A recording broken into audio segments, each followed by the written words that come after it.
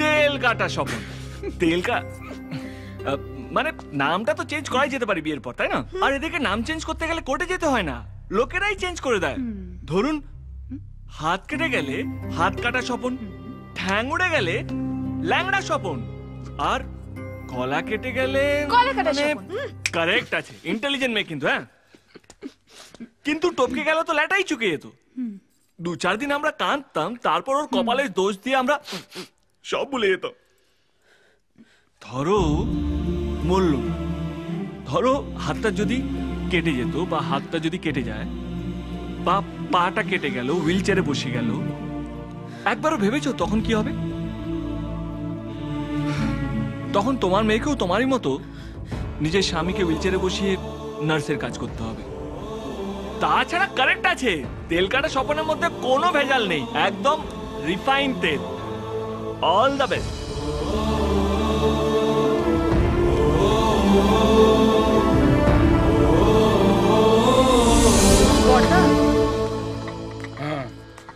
কাজলের জন্য এই সম্বন্ধটা কিন্তু আমার একদম পছন্দ হয়নি।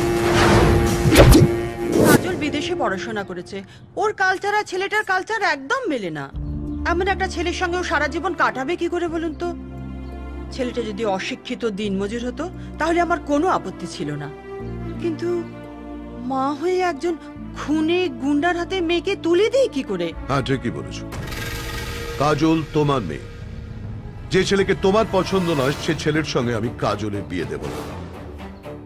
আমি ওর জন্য নতুন সম্বন্ধ যাও।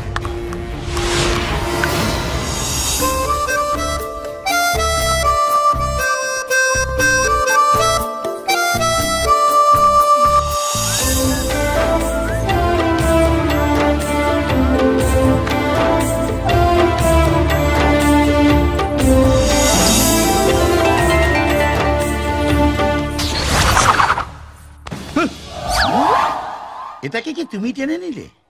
কেষ্টদা, তুমি বোকা হলেও তোমার মাথায় বুদ্ধি আছে, একদম ঠিক। কি চমৎকার ভাবে সবাইকে মুরগি করে যাচ্ছ, দিশি বয়লার কাউকেই ছাড়ছ না। আমাকেও টেনে নিও। সেটা আমি অনেক আগেই করে নিয়েছি। কি ডেঞ্জারাস ছেলে রে বাবা, সে কিচ্ছু বোঝা যায় না। আমার মেয়েটাকে বুনো শেয়ালে টেনেছে, তোমার বোনটাকেও বিদেশি শেয়ালে টেনেছে, শেয়ালে শেয়ালে কোলা কোলা। কিছু না, কথা বলে যাও অলোক পেয়ে। ছাড়ো তো।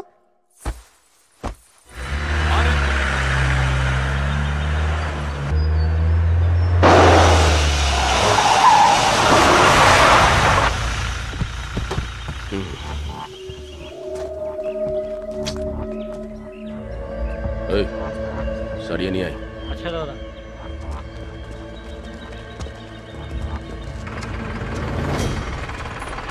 নমস্কার ছোট বাবু। গ্রামের দিকে যাচ্ছিস? হ্যাঁ বাবু। চল।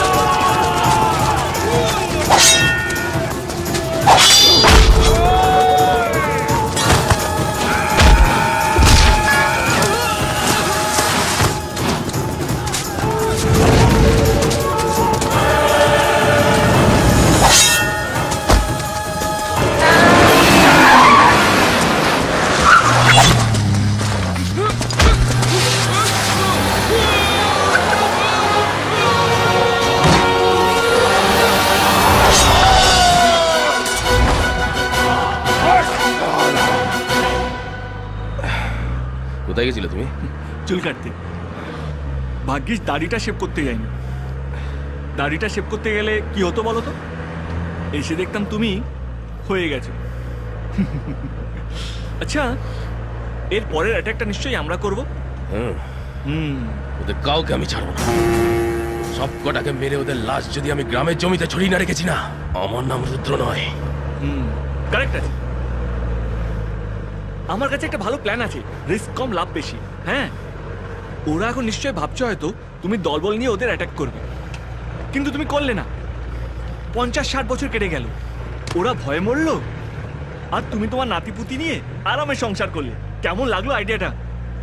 ইয়েস সবি, ইউ আর গ্রেট। ও মা, শোনো না প্লিজ, তুমি আমার কথা শোনো, তুমি চলো, খুব মজা হবে, ট্রাস্ট মি। চলো না জেঠি, ও জেঠি প্লিজ, তুমি পারমিশন দিয়ে দাও। তুমি পারমিশন দিলে সবাই যাবে, আমি জানি। Please please please. আচ্ছা বাবা, ঠিক আছে, আগে বাবা কাকার কাছ থেকে জিজ্ঞাসা করে তারপর। আমি এক্ষুনি যাবো আর আসবো।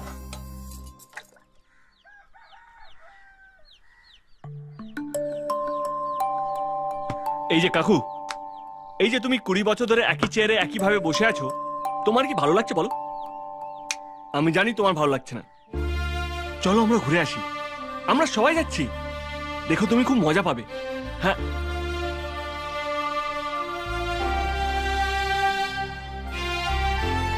আমি আছি তো, সব ঠিক হয়ে যাবে। ওরা আগে থেকে সব ছকে রেখেছিল, এমন জায়গায় আমাদের মারবে যাতে কেউ জানতে না। ও ছোটকা, শোনো না, শোনো না ছোটকা, আমরা সবাই মিলে ঠিক করেছি বাইরে কোথাও পিকনিক করতে যাব। বাড়িতে বসে বসে বোর হয়ে গেছে, একদম ভালো লাগছে না। তুমি যাবে তো আমাদের সাথে? প্লিজ চলো, আমি বলছি প্লিজ আমাদের। পিকনিক করতে যাবে? ওনার পাগড়া গজিছে না? এই বাড়ির বাইরে এক পা বাড়ালে ঠ্যাং কেটে রেখে দেবো।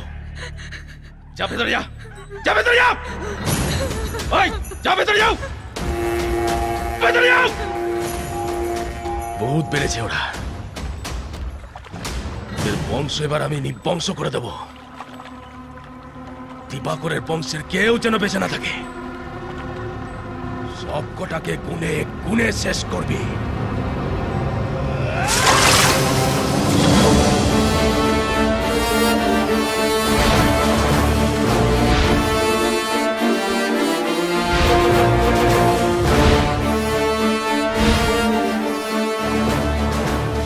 আমার গ্রামের উন্নয়নের জন্য আমি সবকিছু করতে পারি, কোনো আপোষ নয়। তবে আজকে আমার পরিবারকে নিয়ে একটু বর্গ ভীমা মন্দিরে যেতে হবে। আপনারা কাজ শুরু করে দিন।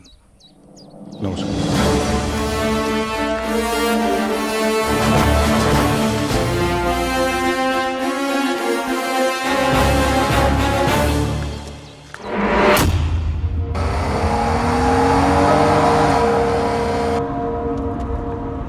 দিবাকর বর্গভীমা মন্দিরে যাওয়ার জন্য পরিবার নিয়ে বেরিয়ে পড়েছে। ওর গোটা পরিবারকে যেন শেষ করা হয়। দাদা, ঝাড়খণ্ড থেকে ভাড়াটে গুন্ডা আনা হয়েছে। হ্যাঁ, কান খুলে শোন।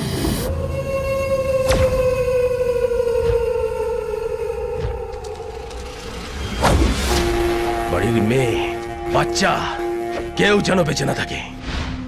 মুখে আগুন দেওয়ার মতো কেউ যেন না থাকে। দাদা, চিন্তা করবেন না, 10 মিনিটের মধ্যে ওদের লাশ পাবেন।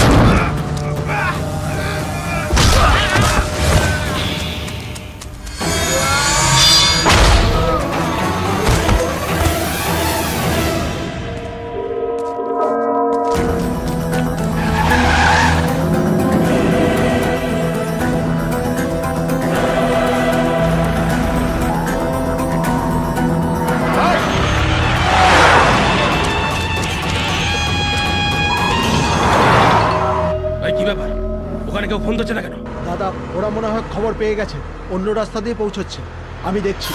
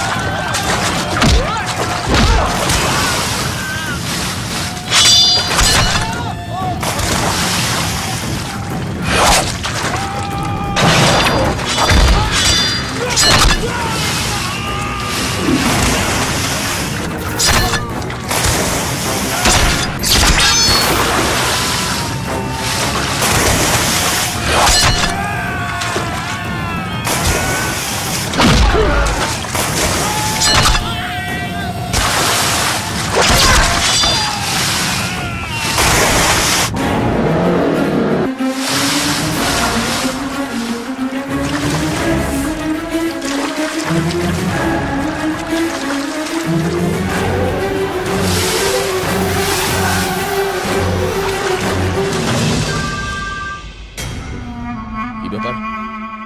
ওখানে কেউ ফোন ধরছে না কেন?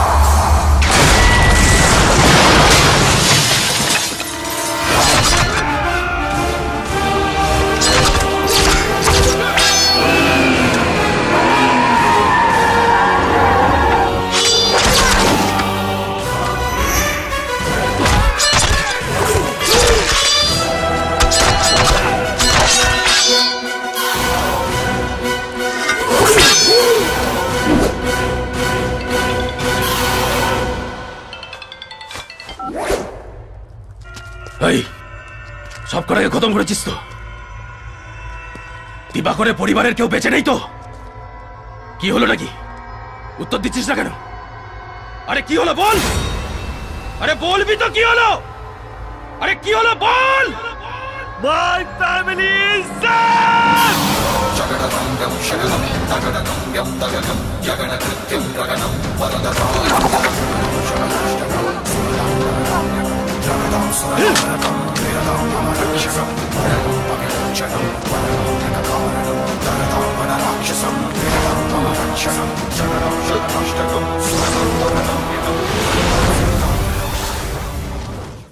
ওরা খবর পেয়ে গেল যে আমরা বাইরে থেকে লোক এনেছি, আর তোরা তোরা কোনো খবর পেলি না যে ওরা বাইরে থেকে লোক এনেছে?